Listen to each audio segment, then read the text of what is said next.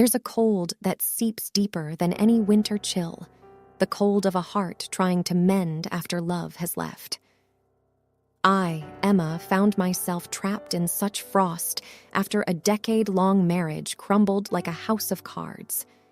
Yet, just as snow covers old scars and reveals a fresh canvas, the attic of our old home whispered promises of long-forgotten memories. But what I stumbled upon wasn't just remnants of the past. There were hints, whispers of secrets my husband might have harbored. The discovery of an innocent child's drawing, coupled with an unfamiliar address, set me on an unexpected journey that Christmas Eve. Would the road lead me to answers or deeper into a maze of confounding questions? Journey with me through a tale of Christmases past, where each revelation brings new questions, and every answer redefines what family, love, and trust truly mean.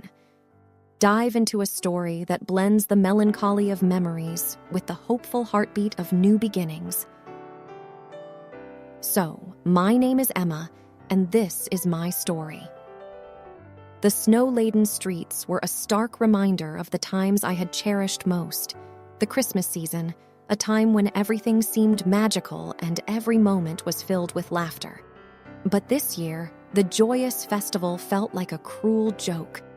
10 years of togetherness, of building traditions, decorating the tree, and sharing gifts were now mere memories. "I can't do this," I whispered to myself as I paced around my living room. Everywhere I looked, there were remnants of our love. From the half-assembled Christmas tree, our project left undone, to the untouched ornaments that we had collected over the years. Each item was a cruel reminder of the gaping hole in my heart. I remembered our last argument. I could still feel the sting of his words, the cold detachment in his eyes when he'd said, "Emma, I don't want children. I've never wanted them." I recalled the countless nights I'd cried, wondering why the universe had played such a cruel trick on me. Why had it bound me to a man who couldn't share my dream of having a family? Shaking the painful memories away, I decided to divert my attention. The attic, I thought. I hadn't been up there in years. Maybe rummaging through old belongings would distract me, give me a respite, even if for a few hours. With each step up the old wooden staircase, I felt the weight of my emotions getting heavier. The attic was dimly lit, the weak winter sun seeping through a small window. Dust hung in the air, dancing with the rays of light, a testament to the long time that had passed since anyone had visited this space. As I shuffled through old boxes, yearbooks, and forgotten memorabilia, my eyes landed on a familiar box. Its ornate design and meticulous wrapping were hard to forget. This was our box, the box where we kept all the gifts we'd exchanged over the years. Hesitating for a moment, I pondered whether opening it was a good idea, but something compelled me to reach out and lift the lid. Inside, memories came flooding back. There was the leather journal I'd gifted him on our first anniversary, the engraved pen I'd bought on our trip to Venice, and then there were the gifts he'd given me, the silver locket, the beautiful hand-painted scarf, the numerous letters filled with promises and dreams. But what caught my eye was a sealed envelope, addressed to me but never given. My hands trembled as I picked it up. The weight of the envelope suggested there was more than just a letter inside. My heart raced. Why had he never given it to me? What secrets did it hold? I decided to read the letter later, when I was more composed. For now, I continued to immerse myself in the memories, the emotions, the raw pain, and the unfulfilled dreams. Hours seemed to have passed when I finally descended from the attic. I felt drained, but oddly cathartic. The letter was now burning a hole in my pocket. My curiosity piqued. Tonight, I'd unravel its mysteries. Little did I know that it would change everything. The setting sun cast a golden hue over my room. I sat on my bed, the envelope in my hand. What could it be? I pondered. I carefully opened it, and as I did, an old photograph slipped out, showing us from our early days, laughing and carefree. The note accompanying it read, "Emma, I know we've been through tough times, and our dreams have always been different, but every time I look at this picture, I'm reminded of our love. And while I might not want children, I've always wanted you. I hope you understand someday. Merry Christmas." The words struck me like a bolt of lightning. Tears welled up in my eyes, and I felt a tidal wave of emotions. Maybe there was more to our story than just unfulfilled dreams. Maybe, just maybe, our love story deserved another chance. The picture was quaint, drawn in crayons with the innocent imperfections only a child could render. A little figure with outstretched arms, standing beneath a radiant sun, with scribbled green grass at their feet. The words, "For your favorite daddy," stood out in a bold, childish scrawl. The innocent drawing held an implication that was impossible to ignore. My heart raced, thoughts spiraling. He never wanted children, or at least that's what he told me, I whispered to myself. My mind kept repeating those words as if they were some kind of incantation that would magically explain everything. But there it was, in black and white, undeniable evidence that he'd kept a monumental secret from me.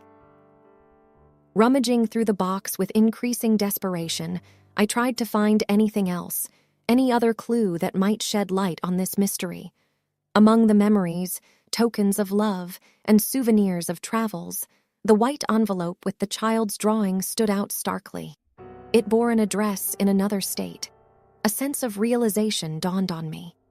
He frequently traveled there for business, I murmured to myself, my voice dripping with a mix of disbelief and sorrow.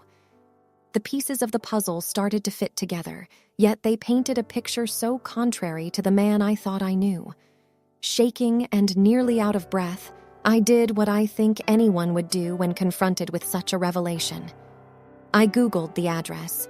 The search results showed a quiet suburban neighborhood. I could even see the house using the map's street view, a lovely little cottage with a fenced backyard and toys scattered around. The impulse to get answers was overwhelming. Within hours, I found myself packing a small bag and booking a ticket to the neighboring state. The 4-hour train journey gave me ample time to think, to doubt, and to fear. What am I even expecting? I questioned myself. Am I prepared for the truth, whatever it might be? Arriving in the town, I checked into a small bed and breakfast, taking time to compose myself.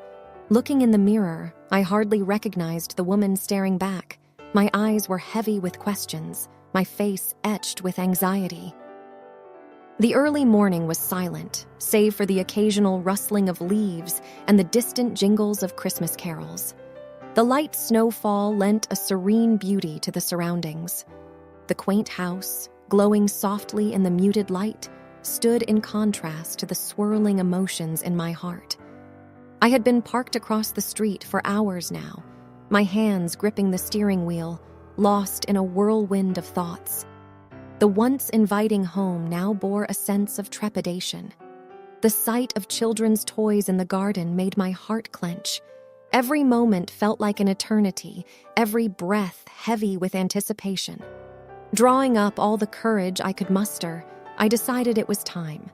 With hesitant steps, I approached the door, and before I could overthink, I pressed the doorbell. The chime sounded eerily loud in the morning silence. It wasn't long before the door creaked open to reveal a young boy with wide, curious eyes, his dark hair a mirror image of my ex-husband's. He looked up at me, innocent and puzzled. "Hi," I began, trying to keep my voice calm. "I'm looking for your mother. Is she home?" Before he could reply, a young woman appeared behind him. Her surprised eyes locked onto mine. "Can I help you?" she asked, hesitance evident in her voice. "I think you can," I replied, my voice quivering. "I found this," holding up the drawing, "among my ex-husband's things." She paled, her eyes filled with a mix of fear and understanding. "You better come in," she whispered, opening the door wider. As I stepped inside, I couldn't help but wonder if I was ready for the answers that awaited me. We sat in her cozy living room, a warm fire flickering in the fireplace. The aroma of baking cookies filled the air. Her name was Clara. As the evening wore on, she unveiled their story. My ex-husband had been a part of her life for years. Their affair, though passionate, was always shadowed by secrecy. When she got pregnant, he felt trapped and fled, leaving her to fend for herself and the baby. Listening to Clara, I realized the profound loneliness and challenges she had faced. Our shared heartaches and betrayals drew us closer. We laughed, cried, and vented. We spoke of dreams crushed and promises broken. In that intimate sharing, an idea bloomed. "Why don't we spend Christmas together?" Clara suggested. "After all, we're both alone, and isn't Christmas about love and unity?" I nodded in agreement. The idea was comforting. Perhaps, in the company of someone who understood my pain, I could find solace and start healing. The night turned into day, and Christmas dawned bright and hopeful. Clara, her son Liam, and I spent the day in joyous celebration, forging new traditions and creating fresh memories. There was laughter, delicious food, and the love that only true understanding can bring. Months turned into years. The bond that started that Christmas Eve grew stronger. Clara became more than just a friend. She was family, and as for me, life took a turn for the better. I met Daniel, a kind-hearted man who shared my dreams of a family and children. Together, we embarked on a journey of love and understanding. Looking back, I realized that while one door had closed, another had opened, offering hope, love, and a promise of a brighter tomorrow. The pain of the past became a stepping stone to a future filled with love and contentment.